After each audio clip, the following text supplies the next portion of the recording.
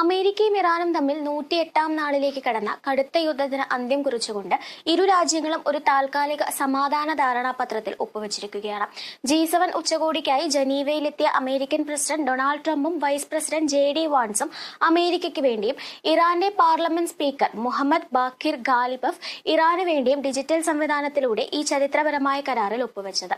Pakistan, Qatar എന്നീ മധ്യസ്ഥ രാജ്യങ്ങളിൽ ആഴ്ചകൾ നീണ്ട കഠിനമായ നയതന്ത്ര ശ്രമങ്ങളുടെ ഫലമായാണ് ഈ നിർണായക വഴിത്തിരിവുണ്ടായത്.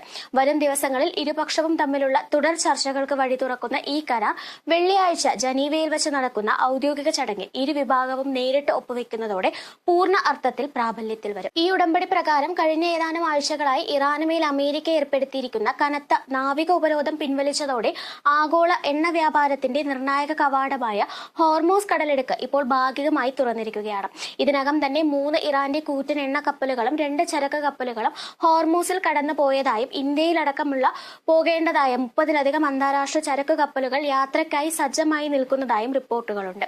ഹോർമൂസ് കടലിടുക്കിന്റെ പൂർണ്ണമായ നിയന്ത്രണം ഇറാനും ഒമാനും ആയിരിക്കുമെങ്കിലും മേഖലയിൽ സ്ഥാപിച്ചിട്ടുള്ള മൈനുകൾ പൂർണ്ണമായി നീക്കം ചെയ്ത് സുരക്ഷ ഉറപ്പാക്കാൻ ഫ്രാൻസും UK ഉൾപ്പെടെയുള്ള 20ഓളം രാജ്യങ്ങൾ സന്നദ്ധത അറിയിച്ചിട്ടുണ്ട്. ഈ താൽക്കാലിക വെടിനിർത്തൽ ആഗോള വിപണിയിൽ വലിയ ഉണർവുണ്ടാക്കുകയും ക്രൂഡ് ഓയിൽ വില കുറയാൻ കാരണമാവുകയും ചെയ്തിട്ടുണ്ടെങ്കിലും ഈ സമാധാന ഉടമ്പടി മുന്നോട്ടു പോകുന്നതിൽ അതീവ സങ്കീർണമായ ചില പ്രതിസന്ധികൾ ഇപ്പോഴും നിലനിൽക്കുന്നുണ്ട്. യുദ്ധ നഷ്ടപരിഹാരമായി $400 ബില്യൺ വേണമെന്ന ഇറാന്റെ പ്രാരംഭ ആവശ്യം അമേരിക്ക തള്ളിയതിനെ തുടർന്ന് ഒരു നയതന്ത്ര സമവായം എന്ന നിലയിൽ $300 ബില്യൺ ഒരു സ്വകാര്യ നിക്ഷേപ ഫണ്ട് രൂപീകരിക്കാൻ കരാറിൽ ധാരണയായിട്ടുണ്ട്. റീകൺസ്ട്രക്ഷൻ ആൻഡ് ഡെവലപ്മെന്റ് ഫണ്ട് എന്ന് പേരിട്ടിരിക്കുന്ന ഈ പദ്ധതിയിൽ അമേരിക്ക, ഗൾഫ് രാജ്യങ്ങൾ, ഏഷ്യ, ആഫ്രിക്ക എന്നിവിടങ്ങളിൽ നിന്നുള്ള വൻകിട സ്വകാര്യ കമ്പനികളാണ് ഇറാന്റെ ഇൻഫ്രാസ്ട്രക്ചർ, എനർജി മേഖലകളിൽ നിക്ഷേപം നടത്താൻ മുന്നോട്ട് വന്നിട്ടുള്ളത്. ഇതിൽ ഒരു തരത്തിലുള്ള സർക്കാർ ഫണ്ടുകളും ഉൾപ്പെടുന്നില്ല എന്ന് വ്യക്തമാക്കിയിട്ടുമുണ്ട്. എന്നാൽ ഈ കരാറിനോട് ഇസ്രായേൽ കടുത്ത അതൃപ്തിയാണ് പ്രകടിപ്പിച്ചിരിക്കുന്നത്. സമാധാന ധാരണയുടെ വിശദാംശങ്ങൾ തങ്ങളുമായി പങ്കുവെക്കണമെന്ന ഇസ്രായേലിന്റെ ആവശ്യം അമേരിക്ക തള്ളിക്കളഞ്ഞു. ഈ സമാധാന ഉടമ്പടിയുടെ ഒരു വശത്തും തങ്ങൾ ഭാഗമല്ലെന്നും അതുകൊണ്ട് തന്നെ ഗാസ, ലെബനൻ, സിറിയ എന്നീ യുദ്ധമുഖങ്ങളിലെ സൈനിക നടപടികൾ യാതൊരു കാരണവശാലും നിർത്തിവെക്കാൻ തയ്യാറല്ലെന്നുമാണ് ഇസ്രായേൽ പ്രഖ്യാപിച്ചിരിക്കുന്നത്. ലെബനൻ അതിർത്തിയിൽ നിന്നും തങ്ങളുടെ സൈന്യത്തെ പിൻവലിക്കില്ലെന്ന് ഇസ്രായേൽ പ്രധാനമന്ത്രി ബെഞ്ചമിൻ നെതന്യാഹു വ്യക്തമാക്കിയത് കരാറിന്റെ ഭാവിക്ക് വലിയ ഭീഷണിയാണ്.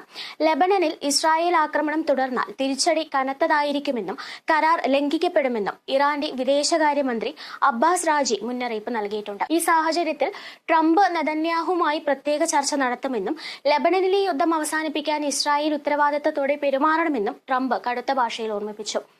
അതേസമയം അമേരിക്കയ്ക്കുള്ളിലും ഈ സമാധാന കരാറിനെതിരെ കടുത്ത രാഷ്ട്രീയ വിമർശനങ്ങൾ ഉയരുന്നുണ്ട്. കരാറിന്റെ പൂർണ്ണ രൂപം ഇതുവരെ പുറത്തുവിടാത്തതിൽ ദുരൂഹതയുണ്ടെന്ന് ഡെമോക്രാറ്റുകൾ ആരോപിക്കുന്നു. മുൻപ് ഒബാമ ഭരണകൂടം ഉണ്ടാക്കിയ ആണവ കരാറിന്റെ ചൈതന്യത്തെ തകിടം മറിക്കുന്നതും അമേരിക്കയുടെ താൽപര്യങ്ങൾ പൂർണ്ണമായി ബലി നൽകി ഇറാന് മുന്നിൽ കീഴടങ്ങുന്നതുമായ ഒന്നാണ് ഇതെന്നാണ് പ്രതിപക്ഷത്തിന്റെ വിമർശനം. എന്നാൽ പുതിയ കരാറിലൂടെ ഇറാൻ ഒരിക്കലും ആണവായുധം സ്വന്തമാക്കില്ലെന്ന് രേഖാമൂലം ഉറപ്പു വാങ്ങിയിട്ടുണ്ടെന്ന് ട്രംപ് ഭരണകൂടം അവകാശപ്പെടുന്നു.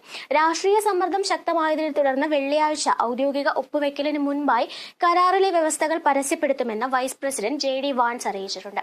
വരാനിരിക്കുന്ന വെള്ളിയാഴ്ച മുതൽ ആരംഭിക്കുന്ന 60 ദിവസത്തെ കർശനമായ സമയപരിധിക്കുള്ളിൽ ഇറാൻ തങ്ങളുടെ യുറേനിയം ശേഖരം കൈമാറുന്നതും ആണവ പദ്ധതികൾ ഉപേക്ഷിക്കുന്നതും സംബന്ധിച്ചുള്ള അന്തിമവും സുസ്ഥിരവുമായ തീരുമാനങ്ങളിൽ എത്തിച്ചേരുക എന്നതാണ് ഈ സമാധാന ദൌത്യത്തിന്റെ അടുത്ത ലക്ഷ്യം.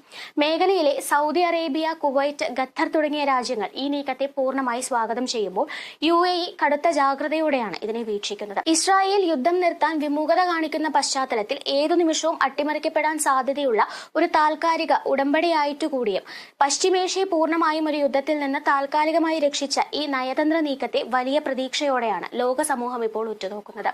News desk, India mirror.